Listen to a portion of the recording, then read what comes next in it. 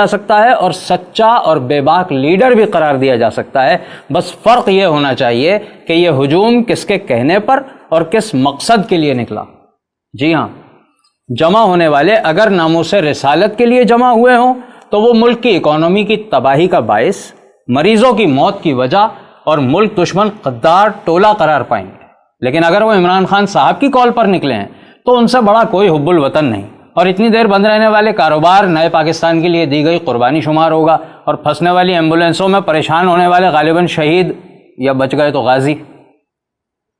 جمع ہونے والے لوگ اگر فخر موجودات وجہ تخلیق کائنات حضور صلی اللہ علیہ وسلم کی خاطر نکلیں تو شدت پسند، بنیاد پرست، جاہل اور دین کو بدنام کرنے والے کہلائیں گے. لیکن اگر وہی رش عمران خان کے چاہنے والوں کا ہو تو غیرت مند مسلمان اور باشعور قوم، دیندار کہلائیں گے، چاہے بغل میں باجیاں ناچ رہی ہوں.